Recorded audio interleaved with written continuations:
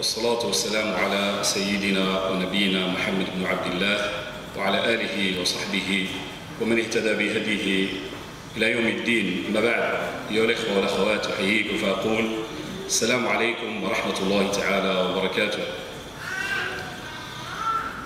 Je remercie infiniment le frère Abdelmalek et tous les frères qui sont derrière ces activités au mai. Je remercie tous les frères et les sœurs qui sont présents. Ça prouve qu'ils sont intéressés. Le frère Abdelmalek m'a demandé de parler de la foi. Il m'a demandé deux choses. De parler de la foi et d'essayer de parler de plus en français. Parler de la foi, ce n'est pas facile. Parce que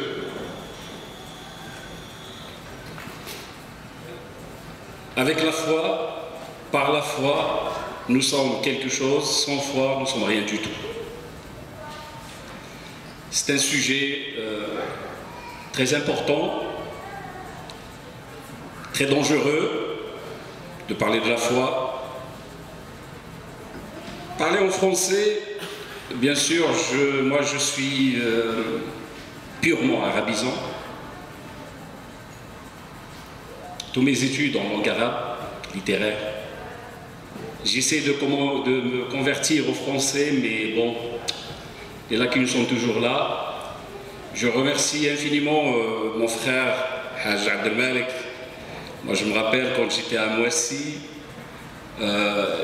il surveillait mes petites fautes d'orthographe, de grammaire.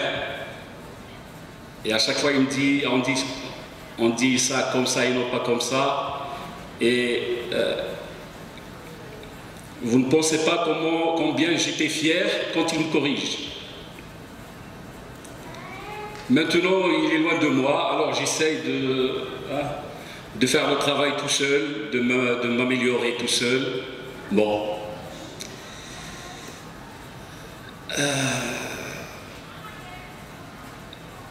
Quand nous récitons le Coran, on ne trouve pas de définition du terme de foi. Il n'y a pas de définition. Les savants musulmans ont essayé de donner une définition linguistique, une définition religieuse, mais c'est pour faire une approche, pour éclaircir un petit peu le sujet aux gens.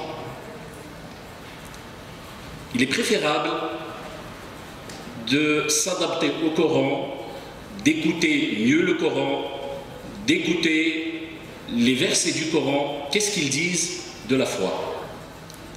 Au départ, j'ai dit, ils ne donnent pas une définition. Quand nous récitons le Coran, on trouve Allah subhanahu wa ta'ala nous parle des croyants, des caractéristiques des croyants. Et il ne donne jamais une définition de la foi. يعني ربي سبحانه وتعالى في القرآن لا يعطينا تعريفا للإيمان وإنما يعطينا صفات المؤمنين في كل الآيات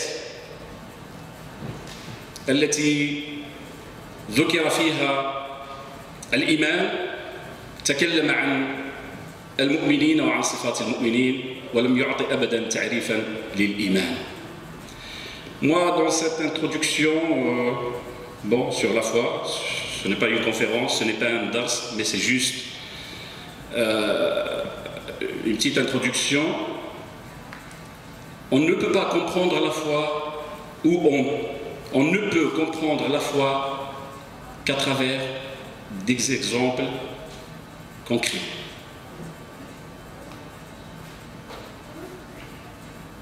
Qu'à travers des exemples concrets. Des gens qui ont vécu cette foi. Bien sûr, quand l'ange Gabriel est venu voir le prophète sallallahu alayhi wa sallam, il lui a posé la question Ya Muhammad, mal iman, le prophète sallallahu alayhi wa sallam lui a cité les 6 piliers de l'iman. قال أن تؤمن بالله وملائكته وكتبه ورسله واليوم الآخر والقدر خيره وشره. C'est la croyance en Allah Azza wa Jal, en ses messagers, en ses livres, en ses messagers, en ses anges, au jour du jugement dernier, à la prédestinée, les 6 piliers de l'iman, de la foi. Lakin, cette croyance, pour que la personne croit en Allah subhanahu wa ta'ala, croit en ses livres, en ses prophètes, en ses anges, au jour du jugement dernier, à la prédestinée, est-ce que ça suffit? Le savoir seul, est-ce que la connaissance toute seule lui suffit pour qu'il soit croyant? Est-ce que la reconnaissance de l'existence d'Allah Azza wa Jal, qu'il a envoyé des prophètes, qu'il a révélé des livres, que ça existe des anges, que ça existe le jour du jugement dernier, suffit pour que nous soyons des croyants? Si ça suffit, eh bien, le diable croit profondément en l'existence d'Allah subhanahu wa ta'ala. Quand il lui a demandé de se prosterner à Adam, il a refusé. Il ne lui a pas dit, mais toi tu es qui pour que tu m'ordonnes, pour que tu me demandes de se prosterner à Adam? Non, il lui a dit, non, je ne prosterne pas, parce que moi je suis mieux que lui. Tu m'as créé de feu et tu l'as créé d'argile. قال أنا خير منه خلقتني من نار وخلقته من طين فهو يؤمن بوجود الله سبحانه عز وجل حق الإيمان. لكن هل هذه المعرفة، هل هذا الإيمان نفعه؟ Est-ce que cette connaissance, est-ce que ce savoir lui a servi à quelque chose? Pas du tout. Allah subhanahu wa ta'ala l'a fait sortir de sa miséricorde, définitivement. Abu Jahl, les Qurayshites à la Mecque, ils croient en l'existence d'Allah subhanahu wa ta'ala. Ils savent parfaitement que Muhammad sallallahu alayhi wa sallam est un envoyé d'Allah, est un messager d'Allah subhanahu wa ta'ala. Mais malgré ça, ils ont refusé de suivre le prophète sallallahu alayhi wa sallam, de suivre les recommandations d'Allah subhanahu wa ta'ala. Alors, cette connaissance, ce savoir ne les a pas suffi pour qu'ils deviennent des croyants. Malheureusement, dans notre communauté aujourd'hui, il y a pas mal de gens, qui croient en l'existence d'Allah subhanahu wa ta'ala, qu'ils savent que Muhammad sallallahu alayhi wa sallam est son envoyé, qu'ils pensent qu'il y a une autre vie après la mort, après cette vie. Mais si nous regardons ensemble la réalité de leur vie, on trouve que Allah Azza wa Jal, le Coran, Muhammad sallallahu alayhi wa sallam, sa sunna est d'un côté et ces gens-là et leur vie elle est de l'autre côté.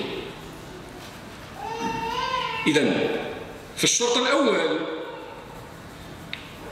لهذا الإيمان, la première condition de cette foi, c'est de croire profondément par son cœur qu'Allah Azza wa Jalla existe avec ses noms divins, avec ses qualités subhanahu wa ta'ala, l'existence du prophète sallallahu alayhi wa sallam, l'existence des livres, l'existence des anges, qu'il y a une autre vie.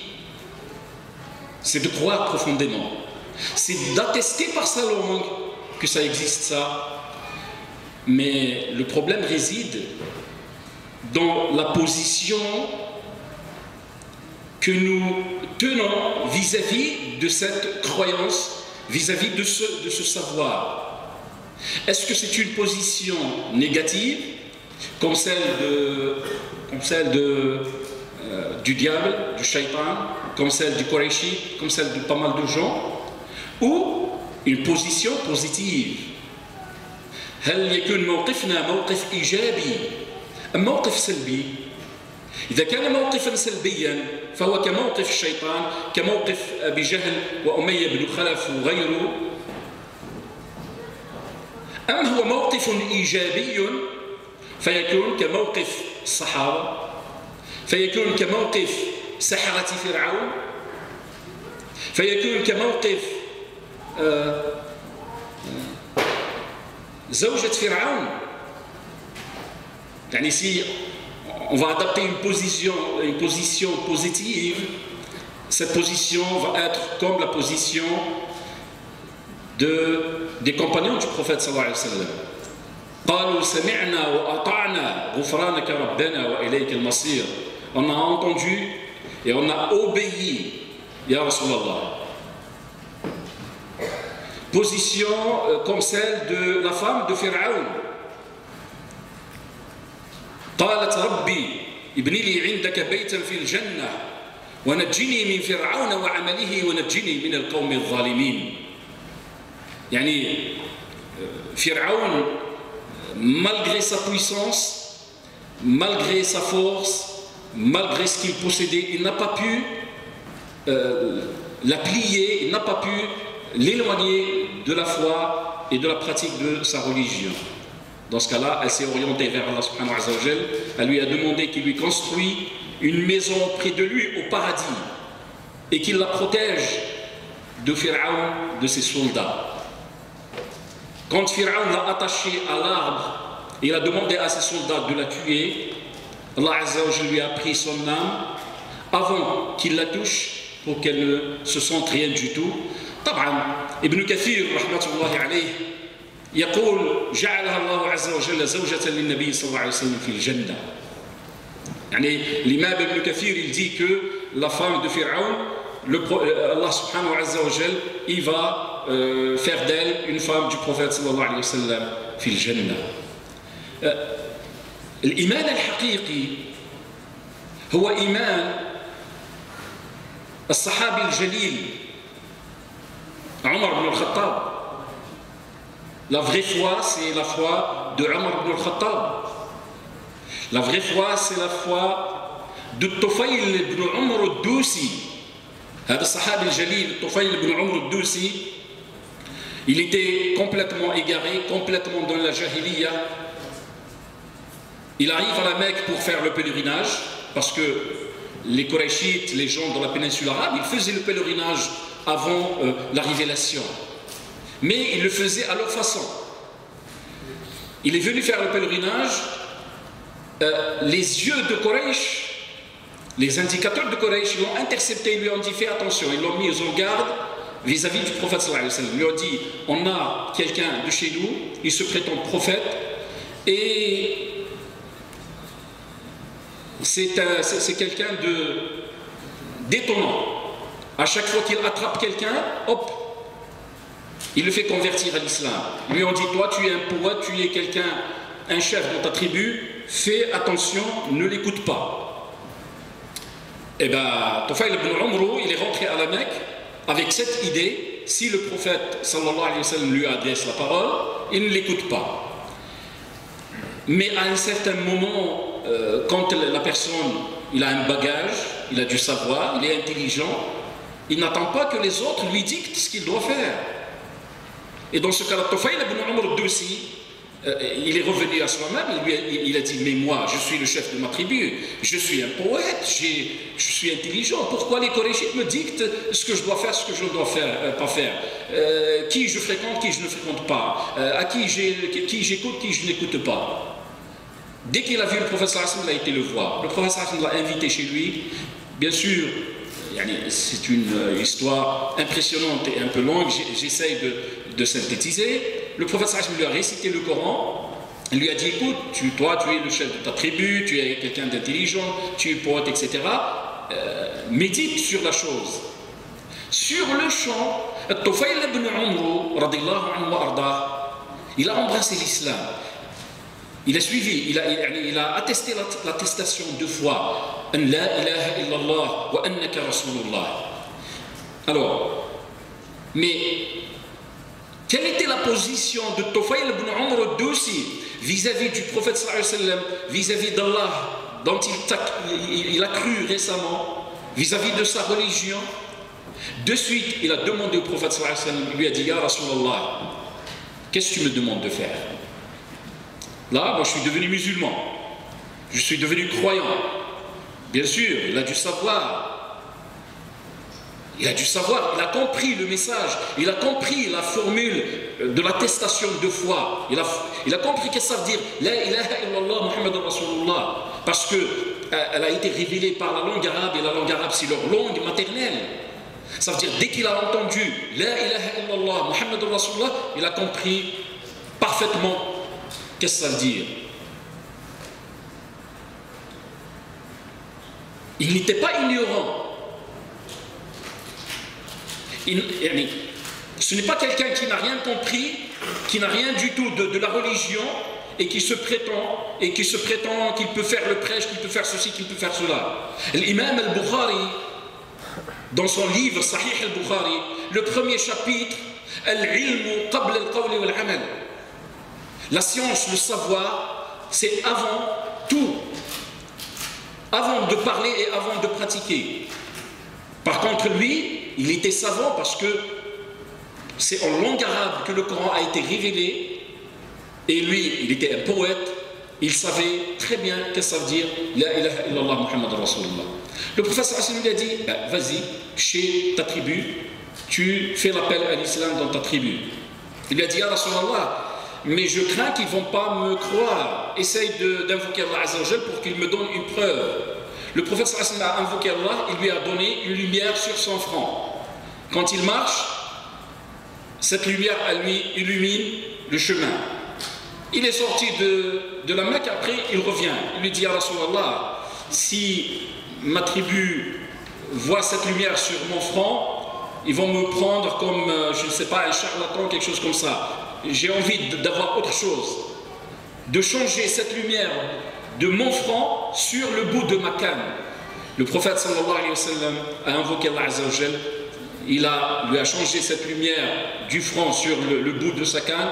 Il arrive chez sa tribu et il commence à prêcher l'islam. Et il commence à faire le bien, il commence à aider les gens, il commence à expliquer c'est quoi l'islam, avec amour, avec conviction, avec détermination.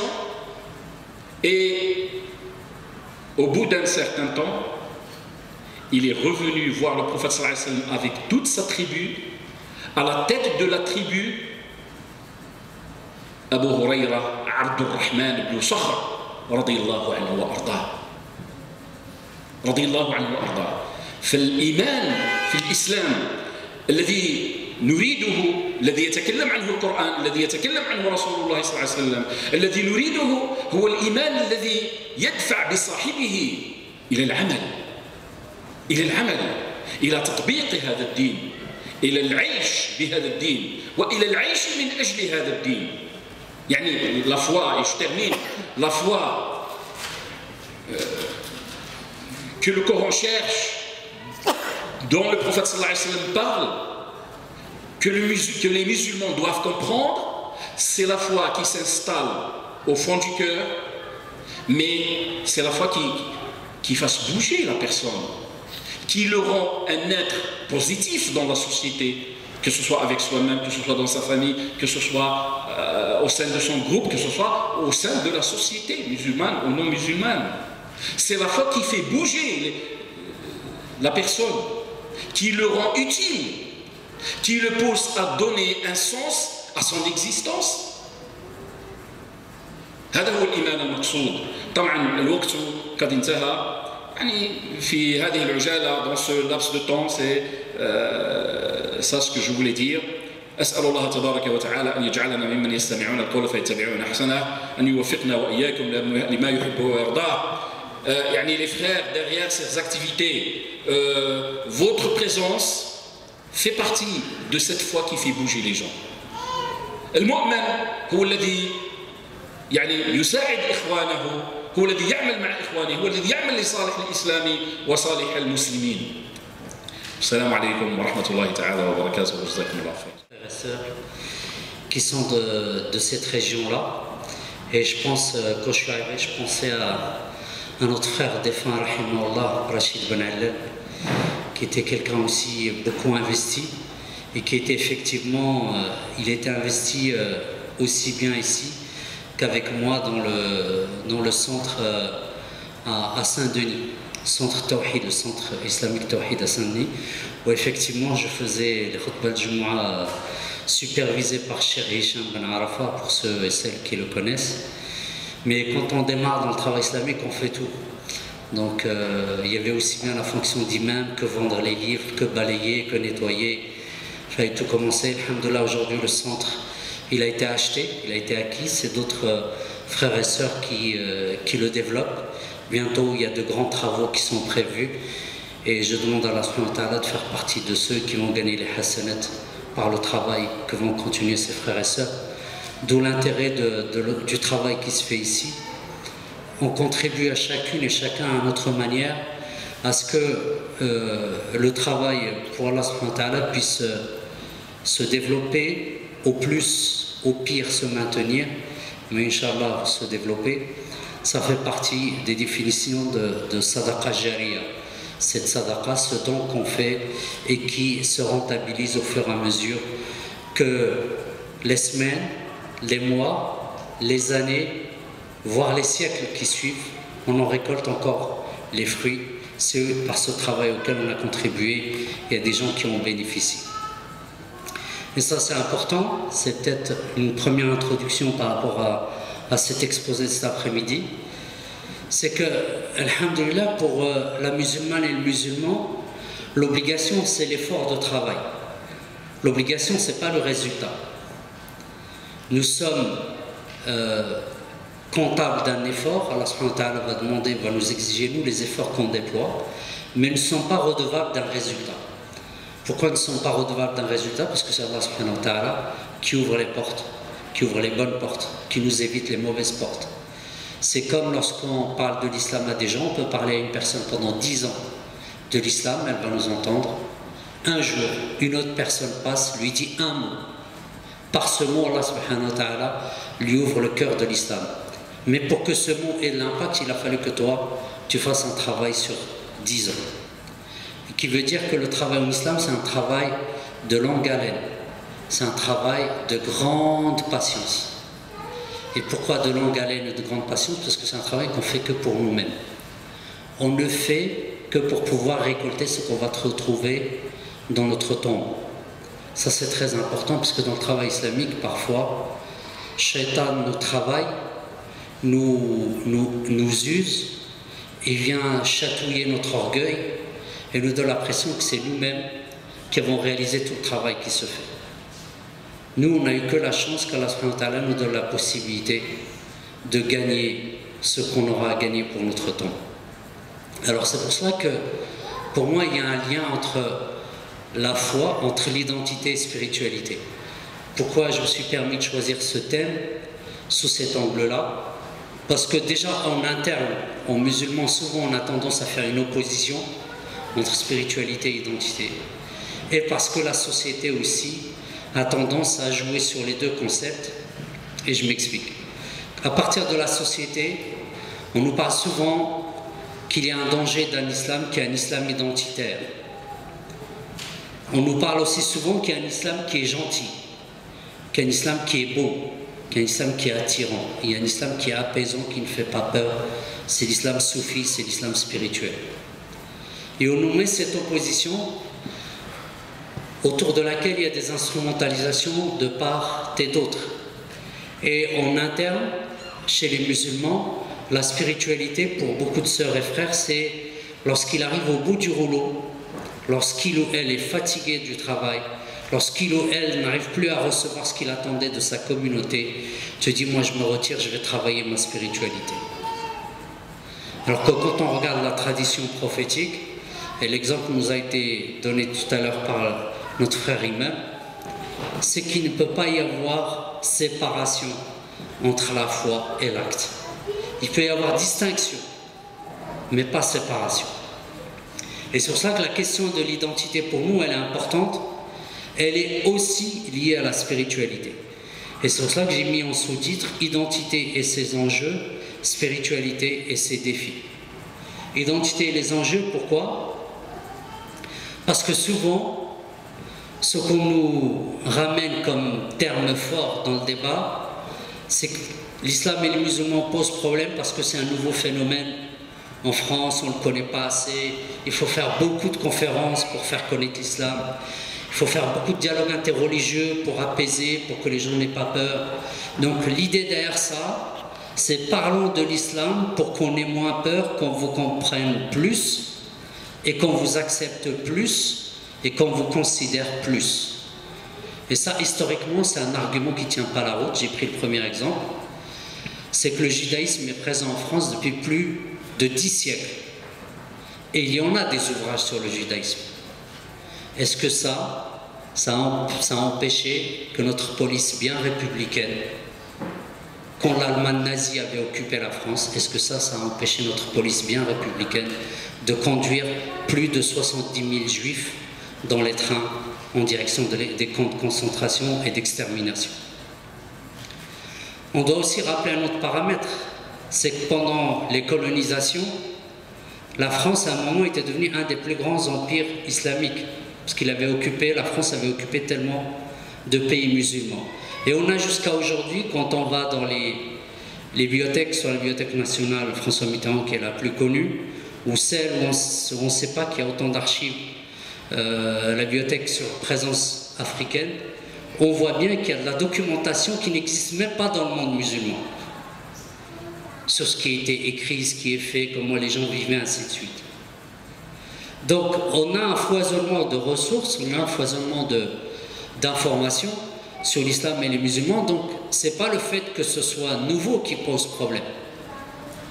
C'est parce qu'avant tout, l'islam et les musulmans sont les moins organisés dans la société et qui deviennent la proie facile de tout délinquant politique ou de toute instrumentalisation politique.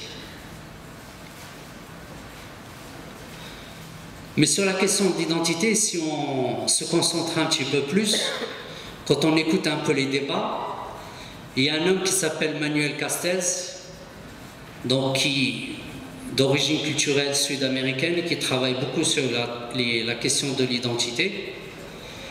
Il dit en fait, puisque la construction sociale de l'identité se produit toujours dans un contexte marqué par des rapports de force, je propose d'en distinguer 3 formes d'origine différentes. La première forme, c'est l'identité légitimante. Elle est introduite par les institutions dirigeantes de la société afin d'étendre et de rationaliser leur domination sur les acteurs sociaux. Elle rejoint aussi diverses théories du nationalisme. L'identité résistance est produite par des acteurs qui se trouvent dans des positions ou des conditions dévalorisées ou stigmatisées par la logique dominante. Et enfin, l'identité projet apparaît lorsque les acteurs sociaux, sur la base du matériau culturel dont ils disposent, quel qu'il soit, construisent une identité nouvelle qui redéfinit leur position dans la société et par là même se propose de transformer l'ensemble de la structure sociale. C'est ce qui se passe par exemple quand le féminisme sort du simple défense de l'identité et des droits des femmes pour remettre en cause le patriarcat. Il y a une petite faute. Quel rapport avec nous? Ben, le rapport, il est simple. C'est que nous émergeons à un moment où la société française se pose beaucoup de questions sur son avenir, sur ce qu'elle est. Qu'est-ce que c'est qu'être français? On l'a vu avec le Front National depuis le début des années 80, pour ceux qui s'en rappellent.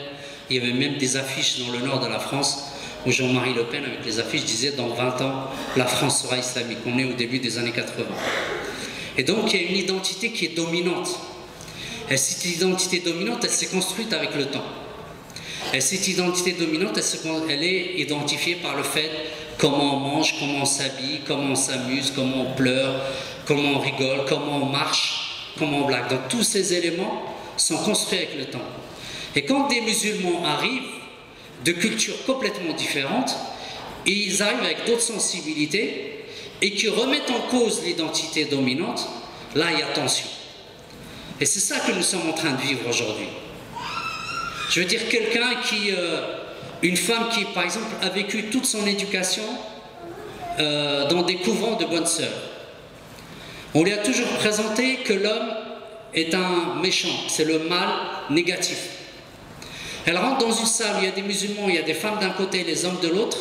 Pour elle, ça renvoie ça dans sa tête. Pour elle, ça renvoie à ce qu'il y a encore des gens aujourd'hui qui la ramènent à ce qu'elle a vécu d'une manière négative il y a 20 ans, 30 ans, 40 ans.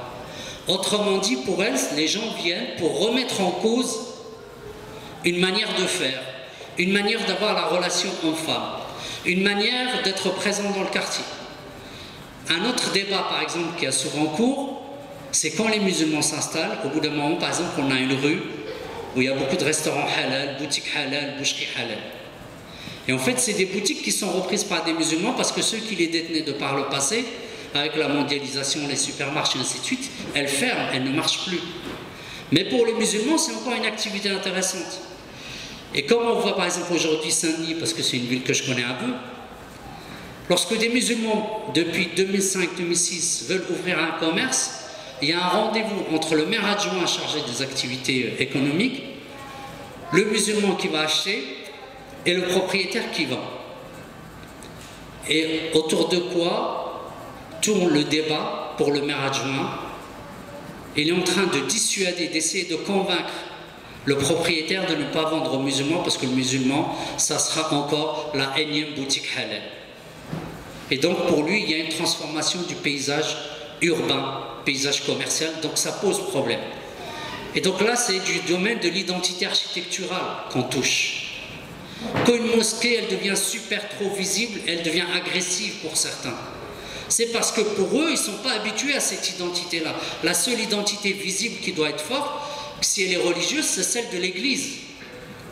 La preuve, quand vous prenez la synagogue Victoria à Paris, c'est une synagogue qui, à l'extérieur, est construite sur le modèle de l'Église catholique et qui, à l'intérieur, on demandait même aux Juifs de ne pas faire leur prière d'une manière circulaire, parce que c'est comme ça que ça marche dans le judaïsme.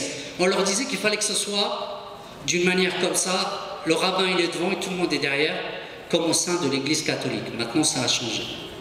Mais pour dire jusqu'à quel point certains, parce qu'ils ont une vision du monde, ils ont une identité qui, pour eux, c'est l'identité dominante, donc tout le monde doit s'y plier. Et donc, c'est là où il y a friction. Et c'est là où il y a souvent tension. Et c'est là où nous, on doit faire attention à partir de quel moment il y a de l'instrumentalisation politique, à partir de quel moment il y a des gens qui veulent à tout prix conserver leur identité culturelle et qui voient en notre manière de vivre un danger pour leur identité culturelle. Et donc là, il faut essayer d'expliquer d'un côté, mais de l'autre côté aussi, essayer de faire comprendre que nous ne sommes pas là forcément pour faire plaisir à ceux qui ont peur de nous, parce que si on doit faire plaisir aux gens à qui on fait peur, il y a plein de gens à qui on fait peur, à la limite parfois même on nous demandera de ne plus sortir. Parce que derrière le fait ne vous habillez pas avec le foulard, pas de barbe trop longue, pas de camis, c'est ça.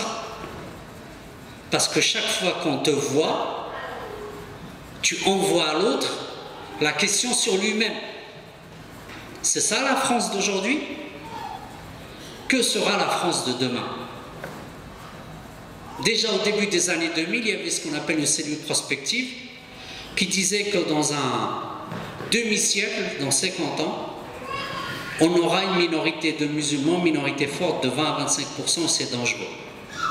Pourquoi disent-ils que c'est dangereux? Parce qu'ils s'imaginent que tous les musulmans s'entendent bien, ils ont tous la même idée, qu'ils vont tous voter pour la même personne, qu'ils ont tous le même projet. C'est une manière, comme on dit, d'essentialiser les musulmans. Parce que tu es musulman, donc tu dois penser comme l'autre, comme l'autre, comme l'autre, comme l'autre. Et donc vous avez tous le même projet. Et la preuve que vous avez un projet, c'est qu'on sent de plus en plus fort les foulards visibles, on sent de plus en plus fort les barbes visibles, on sent de plus en plus fort les qamis, on sent de plus en plus fort la visibilité mosquée. Donc c'est pas possible. C'est-à-dire que nous, quand on est dans nos quartiers, on voit pas, on n'a pas le regard avec de la hauteur, on regarde ce qui se passe en France. Mais mettez-vous à la place, au ministère de l'Intérieur où les renseignements généraux travaillent, il faut remonter toutes les informations. Ben, chaque semaine, ils ont le nombre de demandes de mosquées qui sont en train de se demander, les tensions qu'il y a, les projets d'école, ils les ont chaque semaine, les chiffres, sur le territoire. Donc pour eux, il y a un projet, il y a quelqu'un derrière ça. Les musulmans ne peuvent pas nous dire qu'il n'y a rien. Il y a des gens dans les quartiers qui travaillent les gens. On reviendra sur ça dans le débat, Inch'Allah, tout à l'heure, si vous voulez. Et c'est pour ça que dans les débats, souvent, on nous sort, oui, les problèmes des mosquées, oui, la question de la représentativité, ok, on veut bien vous donner ce que vous voulez, mais on veut bien vous comprendre, mais unissez-vous, choisissez votre représentant, comme ça sera plus facile pour nous en tant qu'État ou en tant que société d'avoir un interlocuteur. Ça, par exemple, c'est des faux débats, ça. Il peut y avoir une mosquée dans un quartier, comme il peut y en avoir 3 ou 4. L'essentiel, c'est que c'est des mosquées qui ne doivent pas se faire la guerre. Il y a bien 3 ou 4 mosquées, il y a bien 3 ou 4, 5 églises, il y a bien 2 ou 3 synagogues, il y a bien des églises évangéliques qui sont en train de s'installer partout. Et pourquoi il n'y aurait pas plusieurs mosquées? Sur la question de la représentativité, non. Monsieur Dalil Boubacar rassure les Français, donc c'est lui qu'on va mettre en avant. Autrement dit, nous, on n'est pas français. Parce que ce qui nous rassure, c'est pas Dalil Boubacar, c'est le contraire. Et donc ça veut dire que les musulmans doivent avoir un homme à l'ancienne, comme à l'époque coloniale. Hein, on allait voir les notables des villes et des villages, et ils doivent transmettre les ordres aux indigènes venant de la part de l'administration coloniale. Chez les protestants, il y a plusieurs fédérations. L'Église catholique, il n'y a pas qu'un représentant, il y en a plusieurs. Chez les juifs, il y a plusieurs organisations juives, même si on n'entend parler que d'une seule. Et pourquoi chez les musulmans, il n'y en aurait pas plusieurs? Serions-nous handicapés du cerveau pour ne pas comprendre que des intelligences, il y a des enjeux qui sont différents? Telle tendance pour elle, ce qui est important, c'est ça. Une autre tendance, ce qui est important pour elle, c'est autre chose. Tant qu'ils sont organisés, ils sont légaux, ils sont dans l'activité légale, ils respectent le cadre légal de tout le monde, pourquoi on leur interdirait de revendiquer ou de contribuer à des choses? C'est pareil pour les jeunes. Les malheureuses émeutes de 2005 ou révoltes de 2005, qu'est-ce qu'on n'entendait pas? C'est la polygamie qui est source de violence, c'est la mauvaise éducation des enfants. D'ailleurs, il y a même des musulmans qui intègrent l'idée que on ne peut rien faire, mon frère, regarde, il a 10 ans, il est dehors à 9h, 10h du soir, comment tu veux qu'il donne une bonne image de l'islam? Mais pourquoi on fait le lien? Pourquoi on doit faire le lien du fait qu'il est là jusqu'à 10h du soir? C'est parce que c'est mauvais, parce qu'il va salir l'image de l'islam. Mais les musulmans, c'est des êtres humains. Et chez les musulmans, il peut y avoir des gens tordus. Il y a des escrocs chez les musulmans, même dans les mosquées. Des voleurs. Et pourquoi il n'y aurait pas chez les musulmans des gens mauvais? Sous prétexte c'est la seule condition pour être intégré, pour être accepté? Non, pour avoir le droit au chapitre de parler. Et donc on entendait souvent ça aussi, il y a des musulmans malheureusement qui disent parlons aussi des jeunes qui réussissent. Parlons des autres jeunes qui font autre chose. Et ces jeunes-là, mon frère, ma soeur, au lieu de le montrer du doigt comme les médias, pose-toi la question, qu'est-ce que tu peux faire pour l'aider là où il est, s'il a envie d'aller ailleurs? Ou ça se trouve, il a envie d'aller nulle part, il est bien là où il est. Il est où le problème? La question des femmes, la plus emblématique. En France, tout va bien. Il y a l'égalité homme-femme, elle est assurée à 100%. L'Assemblée nationale, il y a 50% de femmes, 50% d'hommes. On a eu différents présidents de femmes, différents premiers ministres femmes. Mais il n'y a que les musulmans, vous êtes en retard. Et la marque de retard, c'est ce foulard-là que vous mettez sur la tête. Alors c'est marrant parce que quand on passe à l'école républicaine, on nous dit toujours, hein, l'habit ne fait pas le moine, on nous dit toujours ça. On nous dit toujours, vaut mieux une tête bien faite qu'une tête bien pleine. Mais personne ne vient nous dire les apparences, non. Mais les apparences posent problème quand il s'agit d'une catégorie de la société. Bien sûr qu'il y a des problèmes concernant les femmes dans le monde musulman. On ne peut pas dire qu'on n'en a pas, c'est un mensonge. Parce qu'on trahit énormément le message prophétique dans la relation avec nos femmes. Ça aussi, c'est un autre débat. Mais ceci dit, c'est pas parce qu'il y a des problèmes de femmes chez les musulmans qu'il n'y en a pas ailleurs. Et c'est pas parce qu'il n'y a pas de problème de femmes dans la société française que les femmes n'ont pas le droit de faire ce qu'elles veulent en France. Je rappelle quand même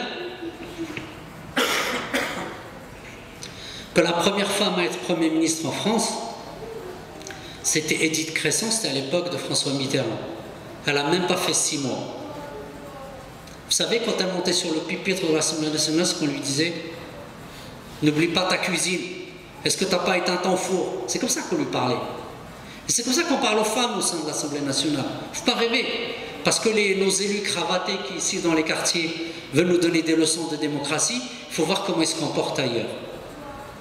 Donc oui au débat interne sur la question de la femme. Oui au débat. Nous, on n'a pas de sujet tabou. Historiquement, il n'y a pas de sujet tabou en islam. On peut parler de Dieu, même si tu me dis que pour toi Dieu n'existe pas, ça ne pose pas problème d'en parler. La sexualité n'est pas un sujet tabou pour moi. Il n'y a pas de sujet tabou. Donc, qu'on ne nous la fasse pas, comme disent... non, comme on se le dit dans le quartier, qu'on ne nous la fasse pas à l'envers. Les problèmes, c'est ailleurs, c'est pas là où on les montre. Et malheureusement, nous, souvent, on s'inscrit dans une logique, ce que j'appelle moi, d'autoflagellation. Ouais, mais d'abord, réglons nos comptes pour qu'on soit accepté. Ouais, mais d'abord, faisons ça pour qu'on soit... Il n'y a pas de condition l'une avant l'autre, l'une après l'autre. Rien n'empêche qu'il peut y avoir des débats sur la situation des femmes, sans forcément attendre que la situation des femmes évolue dans la société française d'une manière globale, parce que pour nous, il s'agit de faire les choses devant Allah subhanahu wa ta'ala et non pas pour les hommes. Alors tous les fondamentaux que notre présence interroge aujourd'hui, eh bien, il faut que nous, on change notre discours. Il faut que nous, on dise, nous sommes une chance pour la République. Nous sommes une chance pour la laïcité. Nous sommes une chance pour la liberté. Nous sommes une chance pour la fraternité. Nous sommes une chance pour l'égalité. Comment on est une chance pour la laïcité, par exemple? Ben, nous disons, nous rappelons qu'il y a beaucoup d'églises qui ont été construites avec les deniers de l'État avant 1905 et qu'après 1905, il y a encore des églises qui bénéficient des deniers de l'État. Notre présence aujourd'hui dit, au nom de la laïcité, chaque culte doit être construit avec fonds propres privés et que l'État ne s'en mêle pas. C'est ça, par faire la laïcité, par notre présence. D'accord, la laïcité c'est quoi? Que ce ne soit pas un dogme qui dicte au reste de la société comment il faut être. Ok, la République c'est un contrat entre nous tous. Et pour qu'on soit tous respectueux les uns des autres, il y a une laïcité, ça veut dire quoi? Ça veut dire qu'il n'y a aucune église, aucun culte qui est au-dessus des autres. Tout le monde est sur le même pied d'égalité. Et c'est là où le problème se pose en réalité. Parce que le vrai problème, il est là, c'est que nous touchons du doigt là où il y a des arrangements qui durent depuis plus d'un siècle. Nous touchons du doigt là où il y a des contradictions. Par notre simple présence sans qu'on dise un mot. Alors quand on dit un mot en plus sur ça, vous devenez encore plus dangereux. La République, c'est un bien commun, c'est un intérêt commun, c'est un intérêt général, c'est un contrat social et politique collectif. Ce n'est pas un dogme, ce n'est pas le Coran qui ne change pas. La République peut changer, on change les règles. Quand il y a eu l'intégration de la France en Europe, quand il y a eu le traité de Maastricht, les frères et sœurs, on a demandé à la France de changer sa constitution. Et elle a changé. Donc ça veut dire qu'il y a des choses de l'ordre du droit qui sont issues du débat entre les gens. Et quand on a des élus qui viennent nous dire « Oui, mais vous les musulmans, vous venez d'arriver, vous devez vous soumettre. » C'est-à-dire que moi j'arrive, je dois accepter l'histoire que toi tu as écrite et je dois dire c'est ça l'histoire. Non. T'as oublié l'Algérie. T'as oublié 1961. T'as oublié 1972. T'as oublié les quartiers. T'as oublié ce que l'islam a apporté, on va le voir à la France. Moi je veux réécrire l'histoire. Donc je ne te demande pas de me laisser de la place. Je ne te demande pas de me tolérer. Je ne te demande pas d'accepter mes excuses. Je te demande de respecter le droit. Et quand le frère tout à l'heure il parlait du vote, c'est ça le vote. Ça le vote c'est que je pose mon nom sur une liste.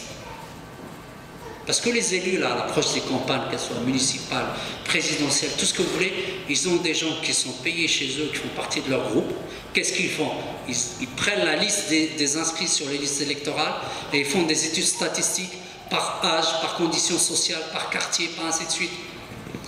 Alors si la majorité des Noirs et des Frisés ne sont pas inscrits, alors qu'ils sont à 60% dans un quartier, ben l'élu il n'est pas stupide, il ne va pas se suicider.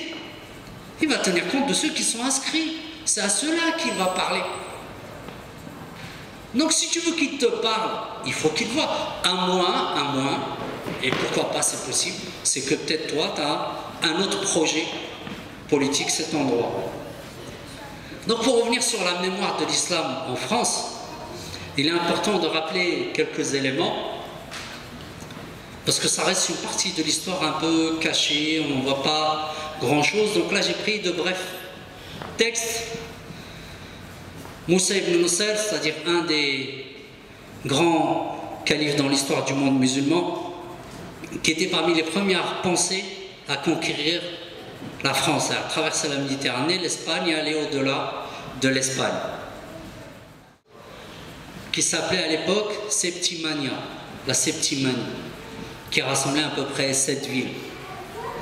Et bien dans cette région de France, on sait qu'historiquement, donc on voit bien Carcassonne et on va voir sur Narbonne. Par exemple, Narbonne, en 734, le gouverneur de Narbonne, donc on est en 734, et son gouverneur était musulman. Le gouverneur de Narbonne, Youssef ibn Abdrahman, envoya une troupe qui conquit Arles, Saint-Rémy, puis Avignon, puis se dirigea vers les Alpes. La troupe revint à Narbonne après 4 années d'absence. En 737, les Francs encerclèrent Narbonne, mais le gouverneur d'Andalousie envoyait une armée qui chassa les Francs. Ces derniers ont récupéré Narbonne en 751. En 850, une armée musulmane arrivait aux environs de Narbonne pour la 2e fois. Et enfin, la dernière ligne, je vous laisse lire tranquillement le reste. Toute une partie du territoire français était en présence des musulmans pendant 275 ans. Pour prendre juste l'exemple de Narbonne et Carcassonne, pour ceux qui ont eu, je ne sais pas, est-ce qu'il y en a quelques-uns ou quelques-unes ici qui ont déjà été à ces 2 villes? Non? Si. Donc à Narbonne et Carcassonne, on a des traces. On a même des traces écrites, mais elles sont accessibles que lorsque vous faites de la recherche. À Narbonne et Carcassonne, il y avait des musulmans. Ce n'est pas des immigrés qui ont traversé l'Espagne. C'est des gens, des autochtones, qui étaient devenus musulmans. Il y en avait pas mal d'entre eux qui portaient des noms de famille comme Moreau, Morel, Mermet. Il y en avait pas mal. Donc, on a une présence musulmane en France qui est aujourd'hui occultée, qui date du 8e siècle jusqu'au 16e siècle, avec des moments de trou d'histoire. Pourquoi je dis aujourd'hui trou d'histoire? Parce que personne chez les musulmans ne se préoccupait à aller faire des recherches. Alors quand on nous dit que l'islam est nouveau, dans sa nouvelle expression, il est nouveau. Mais l'islam est bien français depuis le 8e siècle. Mais c'est une partie de l'histoire qui est occultée volontairement. Après cela, a suivi donc la période des croisades, les colonisations, l'immigration, la question de l'intégration et la question de l'islam. Enfin, pour en arriver au vif du débat, c'est que cette identité, ou ces identités qu'on porte en nous, parce qu'on a tous des identités multiples. Il y a des musulmans qui sont nés en France, qui sont d'origine marocaine, ou d'origine algérienne, ou d'origine tunisienne, ou d'origine malienne, ou sénégalaise, ainsi de suite, ou d'origine bosniaque, ou d'origine kosovare, et ainsi de suite.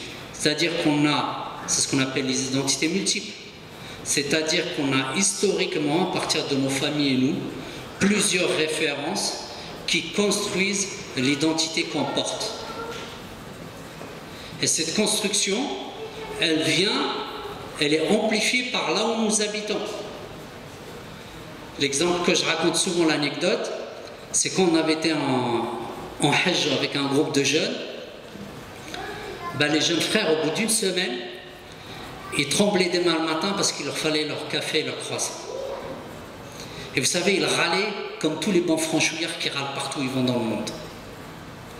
La même catégorie d'âge venant d'autres pays musulmans, un petit peu plus de hikmah, un petit peu plus de sagesse. Mais les nôtres, ils tremblaient, on veut notre café. Il y en a même qui ont fait le tour de la ville, de la banlieue de la Mecque, pour trouver, enfin, ils avaient trouvé le croissant et le café. Donc ça fait partie de nos identités multiples. On n'a pas à en rougir. On n'a pas à en avoir honte. C'est simple, dans un quartier, par exemple, où il y a une majorité de gens, ou des jeunes qui sont issus de l'immigration maghrébine, dans la discussion, même avec des non-musulmans, des gens qui sont issus d'autres origines, qui sont d'origine européenne, locale, autochtone, Il y a des expressions en arabe qui sortent dans les phrases. Wallah, wesh, kifesh. Vous allez dans d'autres quartiers où la majorité, une forte présence malienne, c'est des expressions du Mali qui ressortent. Par un blanc, par un arabe, par tout le monde.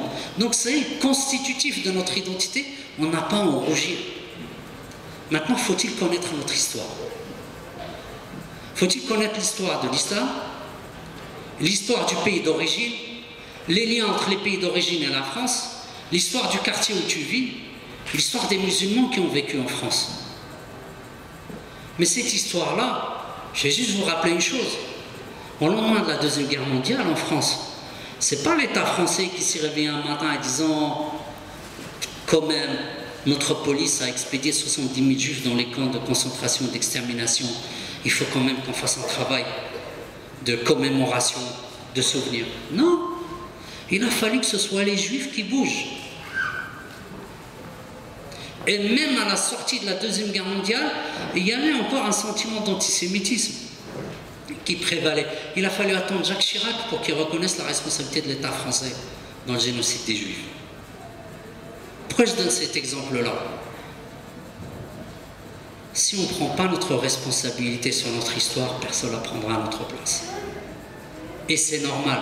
Si je vous pose une question là, sur les Aztèques, les Incas, sur les Algériens déportés dans les Guyanes, ça vous dit rien?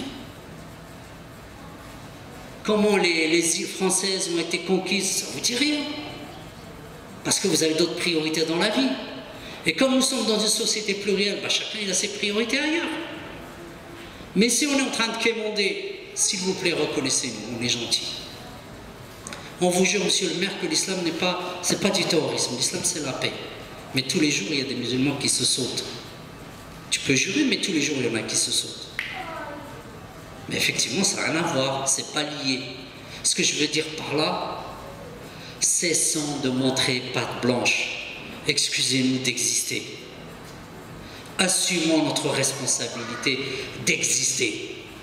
J'ai ma mosquée, j'ai mon école, j'ai mon centre, j'ai ma ville, j'ai mon pays, j'ai mon histoire à assumer. Mais si on est toujours là en train d'attendre, nous on est pauvres parce que la majorité d'entre nous de conditions ouvrières, ouais. Mais qu'est-ce que j'ai fait de ma spiritualité au moment où je dis ça? Où est Dieu au moment où je dis ça dans mon cœur? Où est ma conviction qu'il n'y a d'autre puissance et de force que celle d'Allah au moment où je dis ça? Et là, il y a un vrai problème. Vous savez, moi, là où j'habite, dans le 94, on a lancé le projet de mosquée en 1988. La première pose de la pierre, elle a eu lieu dimanche dernier. Je vous laisse faire le calcul. Pourquoi? Parce que dès le départ, il a fallu batailler avec les frères et sœurs. On ne va pas quémander une mosquée. On a le droit à une mosquée. On a le droit à un terrain. Mais est-ce que nous avons le droit de demander à la collectivité qui n'est pas majoritairement musulmane de payer la mosquée?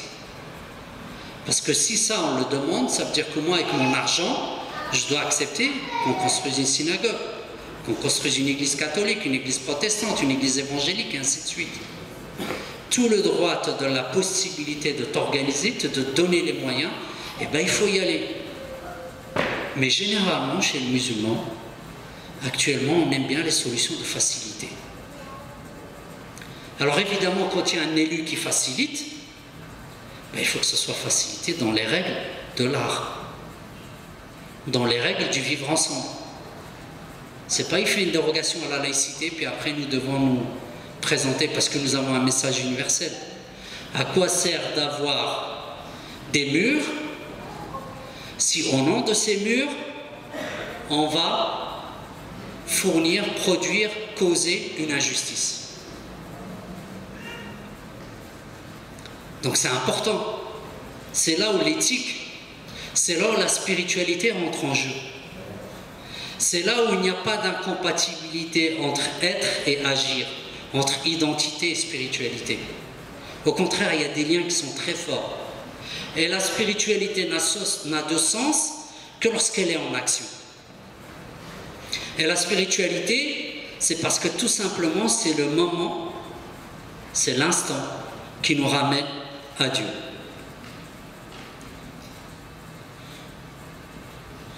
Juste sur la question de l'histoire, quelques photos rapides pour finir après sur la question de la spiritualité.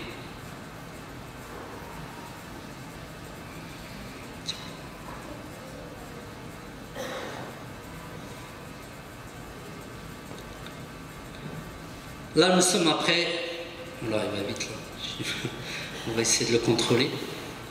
C'est quelques images qu'on peut trouver facilement dans le Centre national de l'histoire de l'immigration, qui existe à Porte Dorée. Et donc, nous avons là une première image qui a lieu donc à Gare de Lyon pendant la Grande Guerre. Et intéressant le commentaire sur la droite, là. Les infirmiers ont été sanctionnés si elles entretenaient des contacts avec les soldats coloniaux. C'est-à-dire qu'on les acceptait ici, mais on faisait attention à ce qu'il n'y ait pas de mélange de contact avec la population métropolitaine. Ce qui est important aussi, peut-être on peut passer à la deuxième, on voit bien que lorsqu'il s'agit de ce qu'on appelle communément la fraternité d'armes, beaucoup de moyens sont déployés pour les militaires musulmans. Là, nous sommes donc dans un foyer réservé, et c'est une inauguration, et nous sommes en 1920. Ça ne veut pas dire que toute la société française était prête à accepter les musulmans, même s'ils ont combattu pour la France. Non, non, non.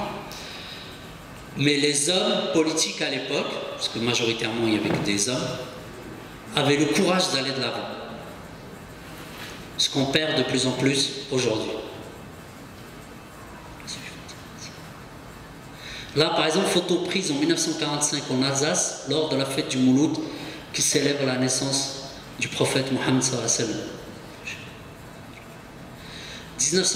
1914-18, 175 000 Maghrébins ont été embauchés pour l'effort de guerre. Ceux qui aujourd'hui nous disent qu'il faut non simplement réduire l'immigration, mais il faut réduire l'immigration de 10%. Quand ça va mal, on ne compte pas les bras.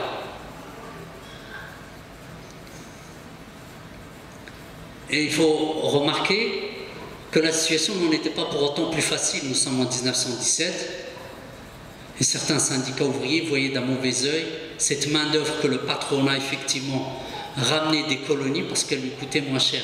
1917, pour ceux qui se rappellent des cours d'histoire au lycée, c'est aussi la révolution, l'instauration des nouvelles soviets.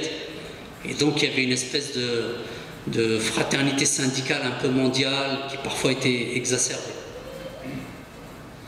Là, par exemple, quelques images qui sont données de l'islam et des musulmans par une revue, c'est la revue Voilà, en 1930, donc on voit bien les images qui sont... Quel type d'image on véhicule?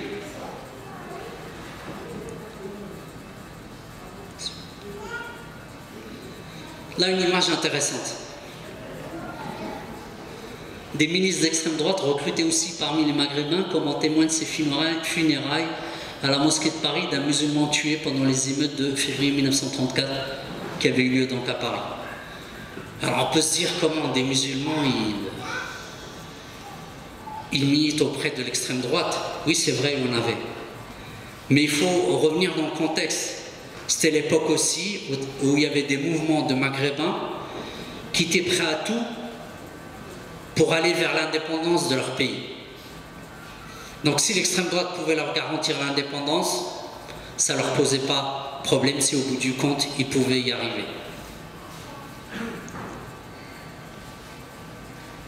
Là, c'était en 1936.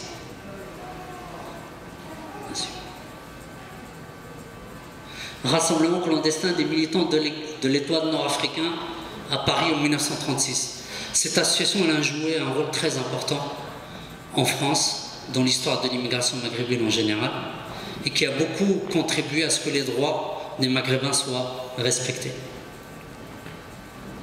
Là, une image, un groupe d'étudiants tunisiens aux côtés de Siqadour Ben Ghabri, acteur de la mosquée de Paris, le jour de l'inauguration, le 15 juillet 1926.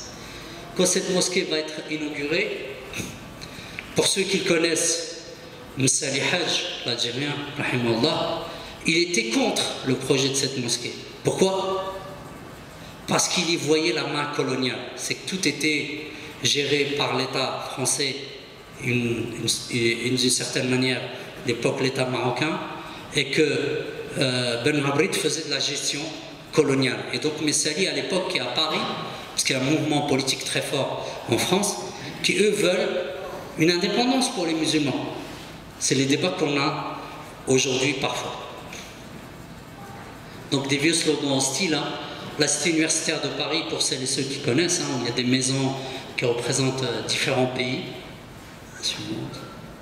Donc là, c'est les grèves en 1975 des travailleurs maghrébins dans les foyers. Ça aussi, c'est important, parce que c'était vraiment un peu les débuts, parce que ça a commencé début des années 70, où le simple ouvrier maghrébin qui était invisible commençait à revendiquer plus de propreté, plus d'hygiène, même des lieux de culte. Donc ils osent aller de l'avant pour revendiquer des choses. Je crois que c'est la dernière. Donc ça, c'est des négociations entre l'État nord-africaine et le Parti communiste à l'époque. Je crois que c'est tout. Ça, là, parce que le temps, ça c'est des manifs en 49. Donc c'était juste pour un petit peu brosser rapidement, mais je vous conseille d'aller au Centre national de l'histoire de l'immigration, parce qu'il y a énormément de documents et d'archives qui justement ont le mérite de nous rappeler des parties de l'histoire qui sont complètement oubliées.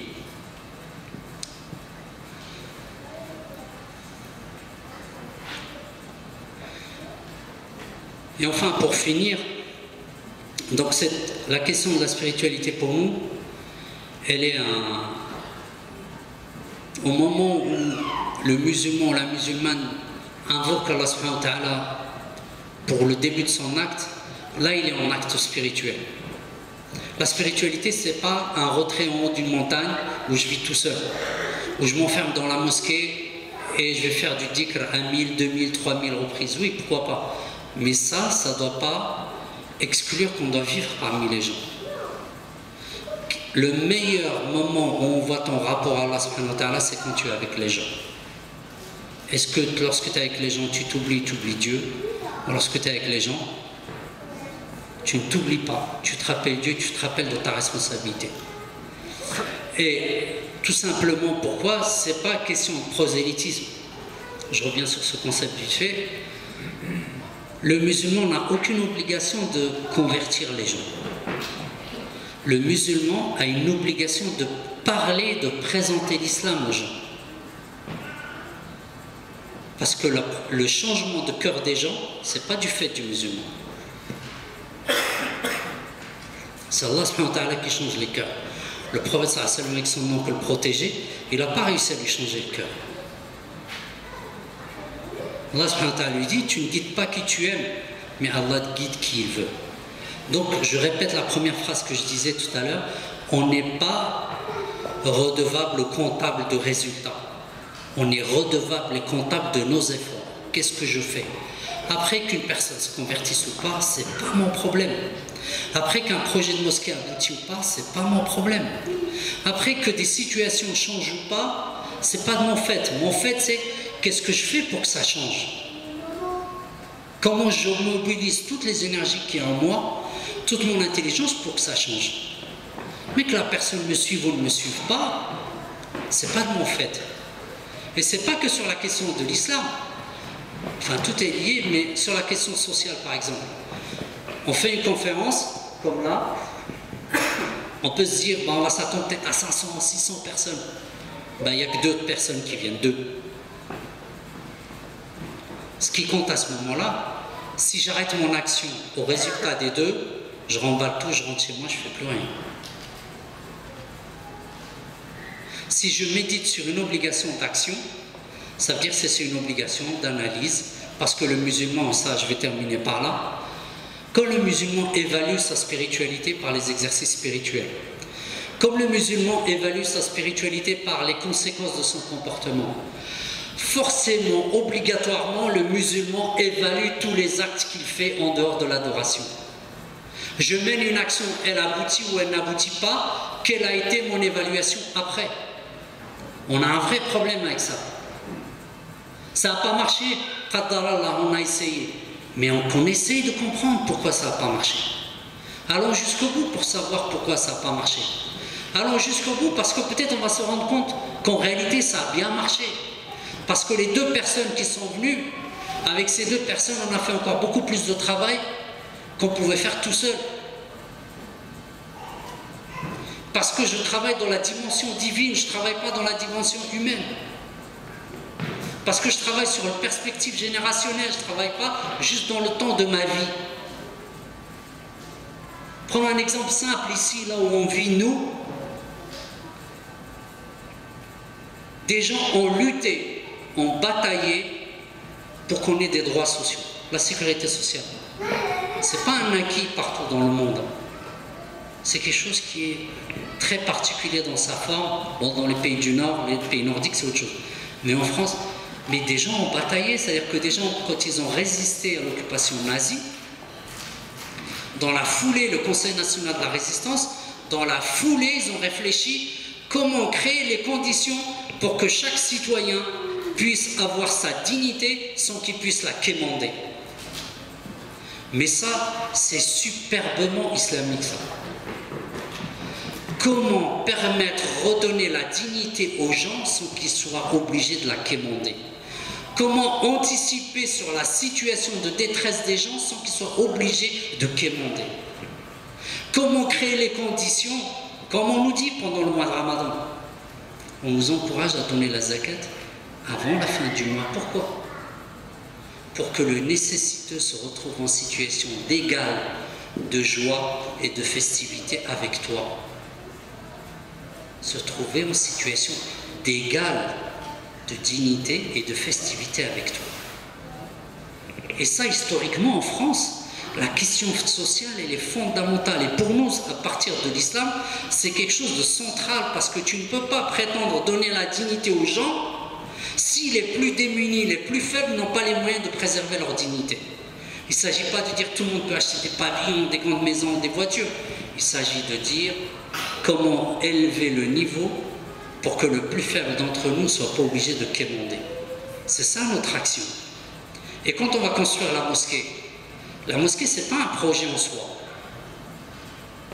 Ce n'est pas on a monté les murs, alhamdoulilah. Et souvent d'ailleurs, dans les mosquées, on a monté les murs, les guerres commencent. Les guerres commencent. La mosquée n'est qu'une étape dans le projet global. Le projet global, c'est quoi? C'est éduquer à l'islam pour ceux qui en veulent et qui en ont besoin.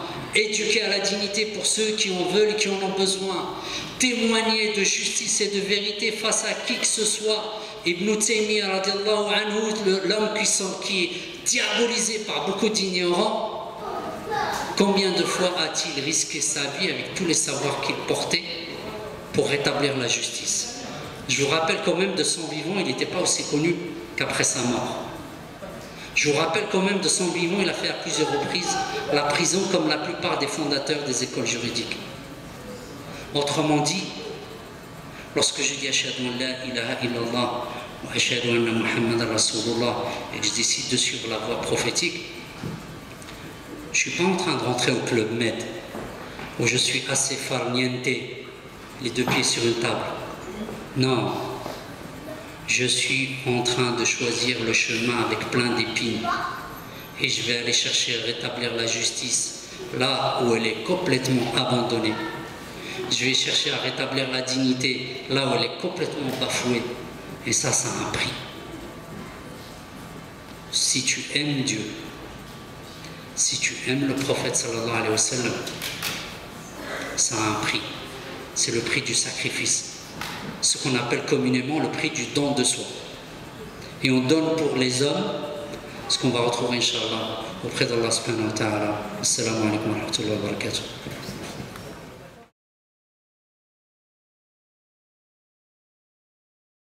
Sinon, on continuera avec les frères. Faire tourner un papier.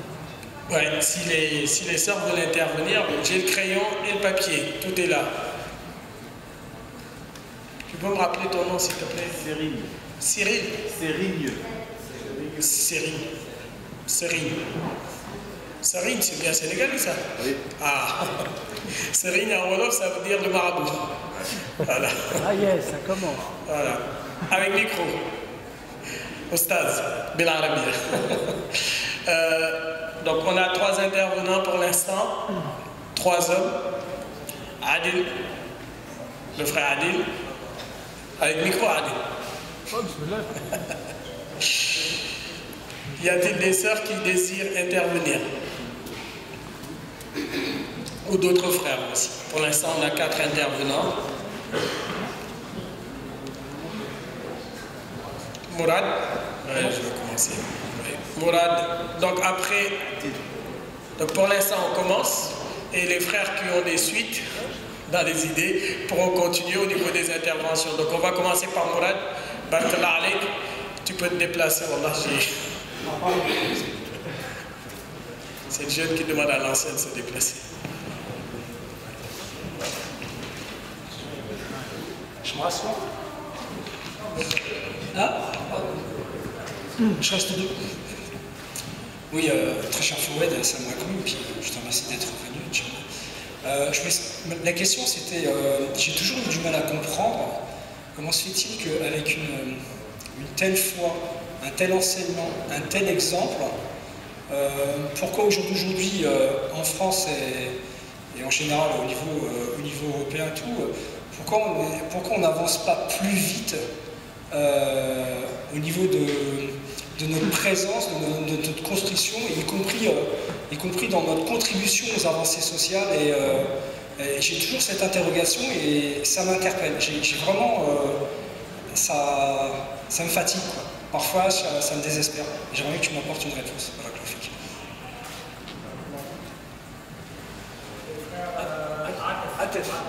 Normalement, c'est à l'écrit. Attention à terre, je crois. J'en ai.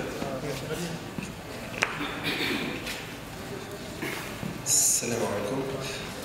Tout d'abord, barakallahu fik pour l'exposé, barakallahu fikum pour l'organisation de la conférence.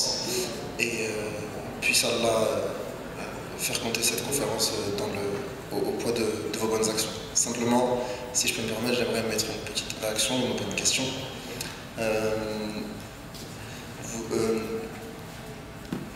Il y a Malcolm X, et d'un autre côté, il y a Luther King. Il y a Luther King. Okay. Vous dites qu'il y a que la spiritualité, que la foi implique une action, si j'ai bien suivi l'exposé. Seulement, à mon sens, lorsqu'il y a clivage, lorsqu'il y a discorde, lorsqu'il y a dispute, il faut agir, c'est un fait. Seulement, il y a plusieurs types d'actions possibles. Et il n'y a pas une seule action qui peut mener à un résultat bénéfique, un résultat qui fonctionne. J'aime souvent imager le clivage qu'il y a entre les musulmans et la France, on va appeler ça la France d'en haut, donc qui a un problème avec l'islam d'aujourd'hui. Ça me fait penser à un couple. Et donc on est ensemble, on est contraints de vivre ensemble, on vit sous le même toit, le même territoire, l'hexagone, la même chose, sauf qu'on ne s'entend pas.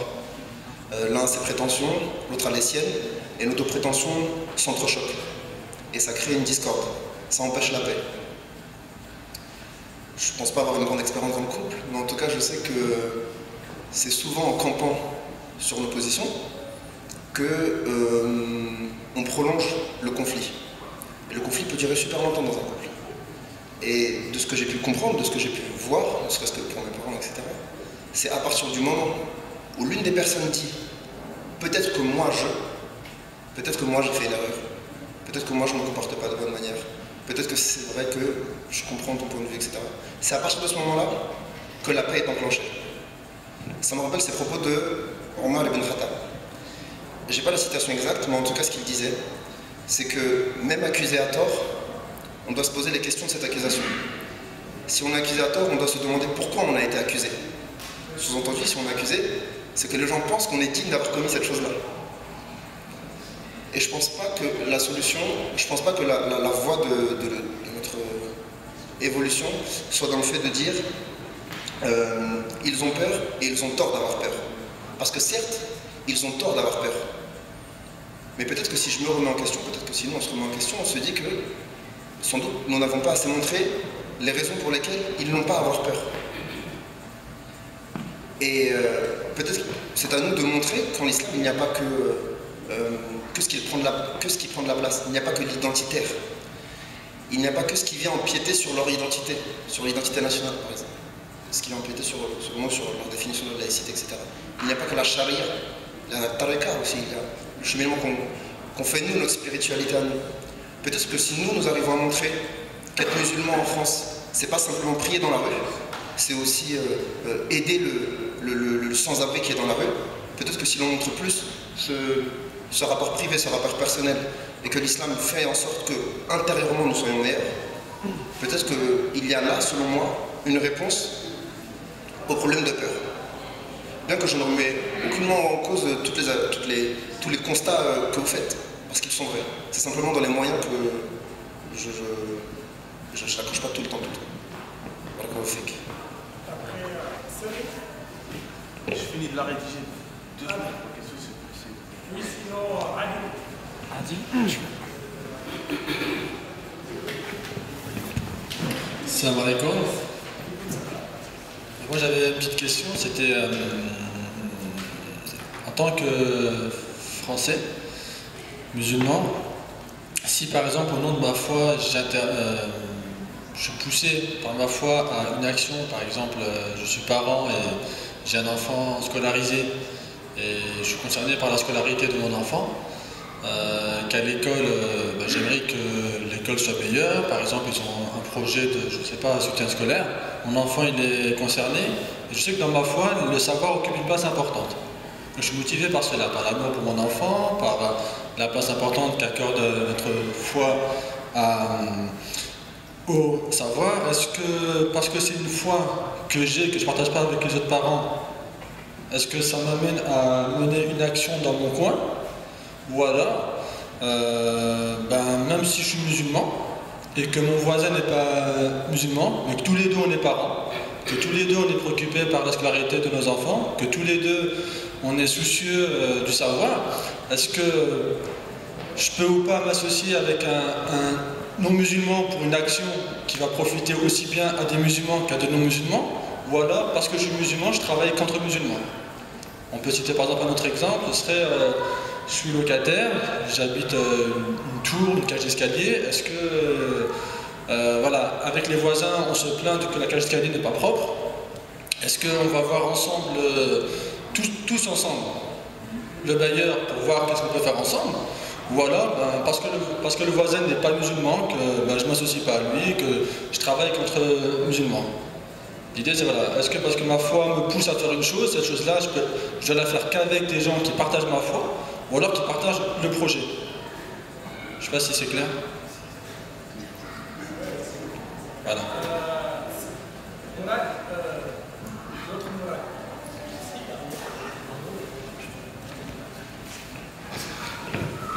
Barakallahu fik. Salam alaikum.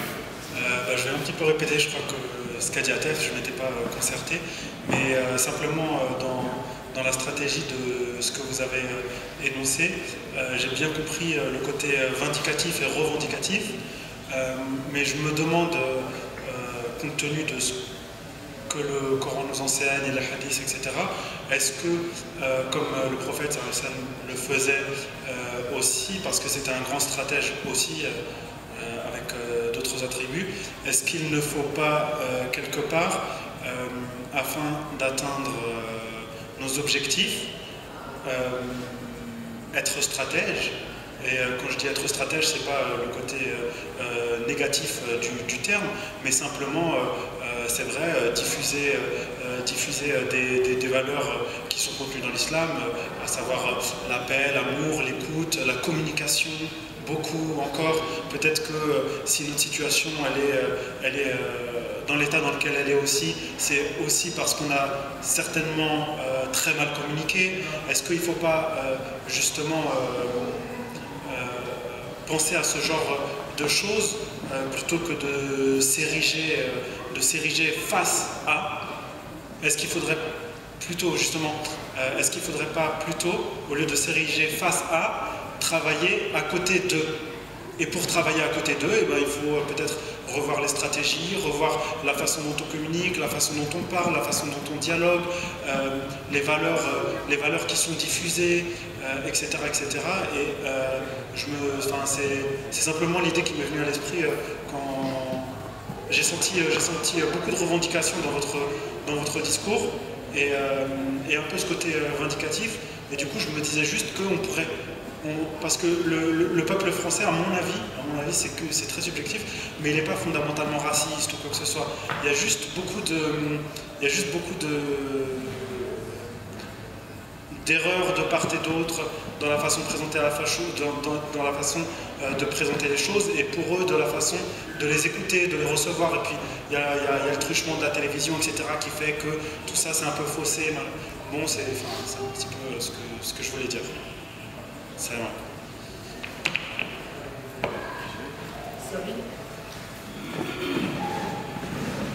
Salam alaikum.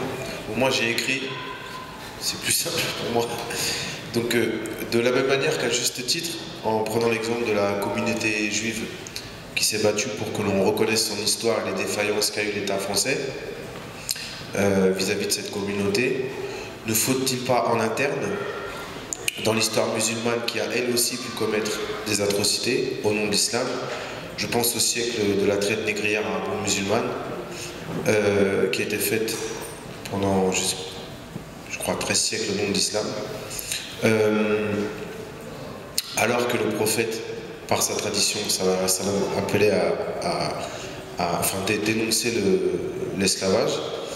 Ne faut-il pas faire ce travail, car en pointant que l'État français à travers ce travail nécessaire, sans le faire en interne, ne risquons-nous pas a posteriori de réveiller plus tard des revendications qui pourraient nous affaiblir nous-mêmes dans notre communauté? Voilà.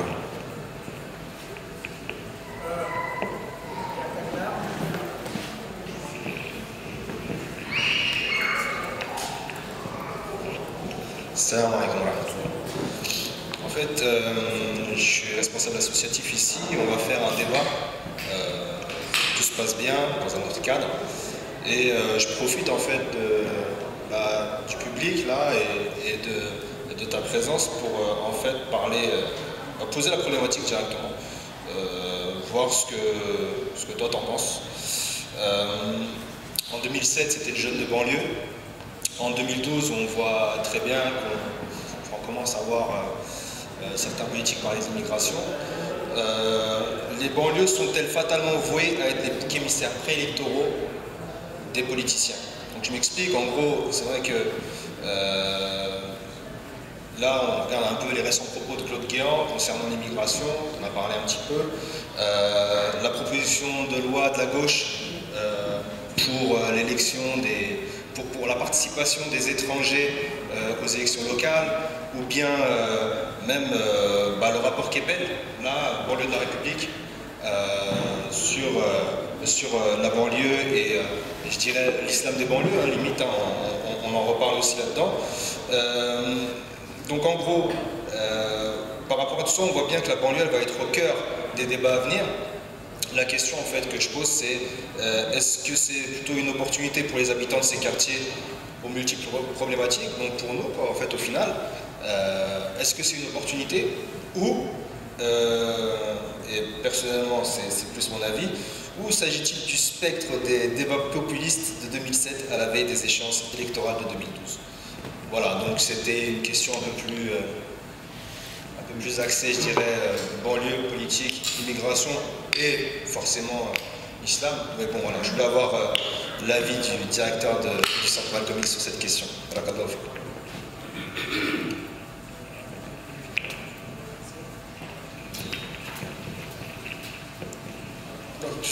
j'ai noté j'ai pas toujours pu suivre, mais j'ai pu noter ce que j'ai pu, donc j'ai synthétisé vos questions. S'il y a des éléments que j'ai oubliés que vous voudriez repréciser, je vous rappelle que pendant que j'y suis, vous pouvez reprendre le micro et préciser la question à Fouad. Donc la première question, c'est Mourad. Il dit, en gros pour synthétiser, pourquoi aujourd'hui en France et au niveau européen, on n'avance pas plus vite en termes de présence? Mourad, je ne sais pas si je suis... Pas présence en nombre, hein. Non, en termes de présence, de visibilité, tu veux dire? Je sais pas, moi j'ai écrit la question comme ça. Ok. Donc... J'ai compris le vieux syndicaliste. Donc là c'est un débat, hein, chacun donne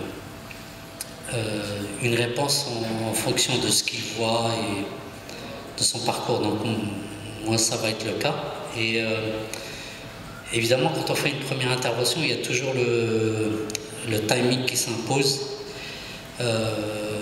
Si l'identité elle était plus concentrée sur la question politique de la chose, la spiritualité elle devait être concentrée plus sur mon intervention sur la responsabilité devant Dieu, comment dire, le rôle qu'on a à jouer dans le rapport de cœur à cœur.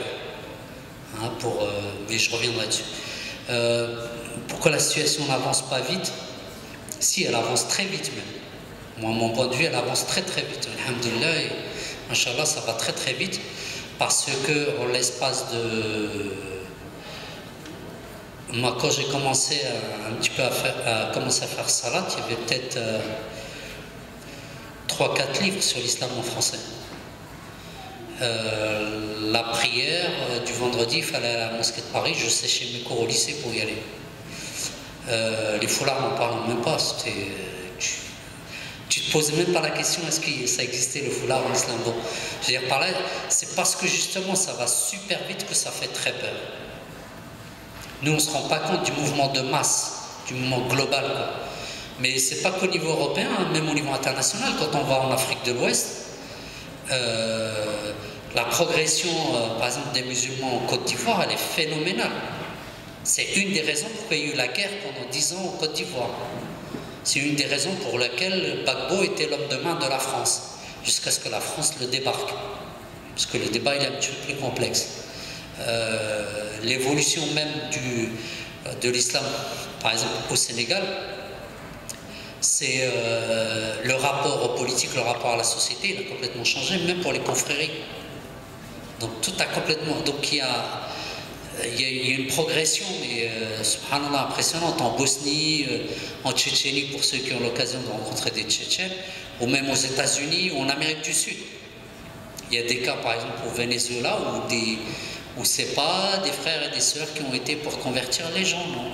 C'est les gens surfant sur Internet, ils découvrent, ils discutent, ils débattent, et ils se lancent, et c'est parti. Donc, ça, alhamdoulilah, maintenant, c'est vrai que le problème qui peut se poser à toute dynamique collective qui va vite, c'est d'avoir les moyens de s'adapter à l'évolution.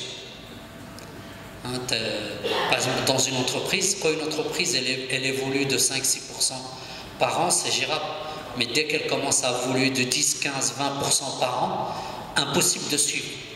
Elle a toujours un retard pour sa réadaptation, ce qui explique que certaines entreprises, elles payent des gens qui anticipent à la réflexion. Pour savoir, les musulmans avec les moyens qu'ils ont et le désordre qu'ils sentent, c'est pas aussi simple. Et c'est peut-être pas plus mal. C'est peut-être pas plus mal parce que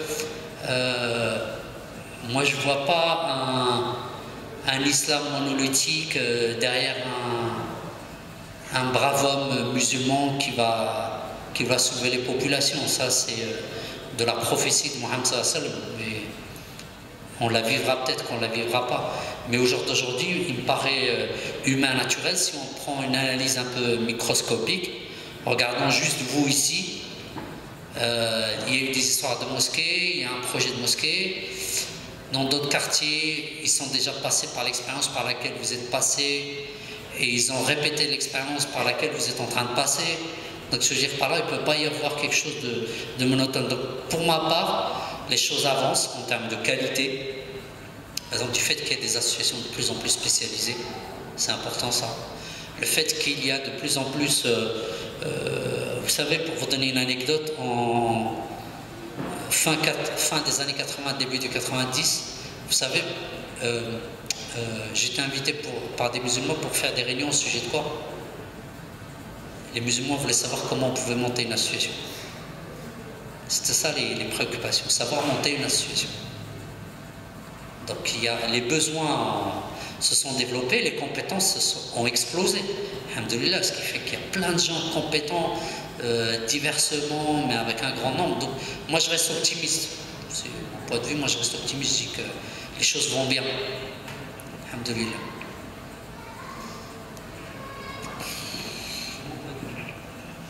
La deuxième question, c'est la question du frère Atef. Donc, frère Atef a développé pas mal de choses. Donc, je vais revenir un petit peu sur pas mal de choses. Et puis, tu as aussi la possibilité d'intervenir pour compléter Atef. Donc, tu as commencé par dire il y a Malcolm X et Luther King. Donc, deux figures, de la violence et de la non-violence, même si Malcolm a été non-violent à la fin de sa vie. La foi implique action. Tu dis, lorsqu'il y a clivage, plusieurs types d'actions sont possibles. Le clivage entre les musulmans de France, c'est-à-dire ceux d'en haut, et en fait, tu n'as pas dit ceux d'en bas, mais je complète, peut-être tu pensais ceux d'en bas, c'est-à-dire ceux qui n'ont pas la même prétention, puisque tu as parlé de prétention derrière. Quand deux prétentions s'entrechoquent, il y a discorde. Non, en gros, c'était simplement les musulmans que nous sommes, en France, et j'aime pas du tout ce terme-là, ouais. Le français de souche qui n'aime pas... D'accord, qui n'aime pas l'étranger. Voilà, mais j'aime pas le terme, mais j'ai pas le choix. D'accord, ok, parfait, c'est précis. Donc c'est les deux prétentions qui s'entrechoquent pour toi, d'accord? Et il y a aussi la question du moi que tu as évoqué, quand c'est moi-je. C'est à partir de ce moment-là qu'il y a des problèmes, mais c'est à partir de la reconnaissance des fautes du moi, en gros, que la paix peut être enclenchée. Et après, tu as parlé aussi de la question de l'accusation et de la remise en question. Il faut montrer, dis-tu, les raisons pour lesquelles les gens ont peur, et il faudrait peut-être pouvoir donner des réponses aux peurs des gens. Voilà, en gros, si j'ai bien résumé, cher. J'ai déjà dit cher, Inch'Allah. Pour l'instant, on y est pas. Ah, d'accord. Donc, si c'est lecture ouest-africaine, il y a pas de souci. Sur la question de la peur, il y a... Moi, je suis d'accord avec ce que tu dis. Comme je disais, j'ai pas eu la possibilité de développer en deuxième partie. Il faut juste en tenir compte en connaissance de cause. Je vais m'expliquer. Je prends comme point de repère le prophète sallallahu alayhi wa sallam, et quand il y a le pacte de l'Hudaybiyah, le traité de l'Hudaybiyah, où le prophète sallallahu alayhi wa sallam et les musulmans sont en position de force. Ils sont capables de rentrer à la Mecque et récupérer la Mecque. Et pour le prophète sallallahu alayhi wa sallam, le pacte a pour objet de conquérir les cœurs plus que les murs de la Mecque. Et ça, c'est très fort. Mais ce pacte a eu autant d'impact que lorsque le prophète sallallahu alayhi wa sallam était en position de force. Il aurait été en position de faiblesse, il n'aurait pas eu le même impact. Les Qurayshites n'étaient pas idiots. Je rappelle juste quand même que les Qurayshites étaient une société super bien organisée socialement, une puissance sociale phénoménale, ce qu'on peut vivre ici en France en termes d'organisation sociale et politique. Donc ce n'était pas une société fragile, déstabilisée, désorganisée, non, c'était super structuré. Et donc derrière chaque acte et chaque mot du prophète sallallahu alayhi wa sallam, ils en comprenaient, eux, les conséquences sociales pour eux. Donc c'était important. Donc le prophète sallallahu alayhi wa sallam a tendu la main au moment où il n'avait pas besoin de l'attendre pour envoyer le message qu'il était là pour rassurer. Pourquoi je dis ça? Parce que moi j'avais vécu l'expérience du CFCM, Conseil français du culte musulman, l'année 2000, début 2000. Et quand certains frères de certaines organisations leur avaient demandé pourquoi vous signez le texte de Jean-Pierre Chevènement qui demande à ce que les organisations musulmanes ratifient le texte sur la laïcité. Et leur réponse c'était le pacte de l'Hudaybiyah. Il faut rassurer la société française. Et nous à l'époque, je faisais partie du collectif des musulmans de France, on a dit là tu rassures pas, là tu ratifies la domination imaginaire et tu ratifies l'assise politique sur le religieux. C'est-à-dire que le politique, il existe des choses au nom du fait qu'il représente la société et d'office, il t'exclut de cette société parce que pour lui, la société a peur, donc tu dois te justifier. Alors que nous, lorsqu'on discutait avec les conseillers de chevènement, parce qu'ils voulaient qu'on rentre, ils avaient besoin de jeunes à l'époque pour légitimer leur action, on leur a dit, nous, ce n'est pas à l'État de dire aux musulmans comment il faut s'organiser, et ce n'est pas à l'État de décider qu'est-ce qui fait peur à la société française ou pas, parce qu'en même temps, par exemple, moi j'étais à un moment dans le conseil d'administration de l'émission télévisée Vivre l'Islam. Vous savez, les émissions télévisées là, sur, que ce soit la catholique, protestante, bouddhiste, musulmane, elles sont sous l'autorité de l'État, c'est normal. Parce que les chaînes publiques sont sous l'autorité de l'État, donc elles sont ce qu'on appelle l'espace public. Et donc c'est l'État qui décide qui doit y être, qui ne doit pas y être.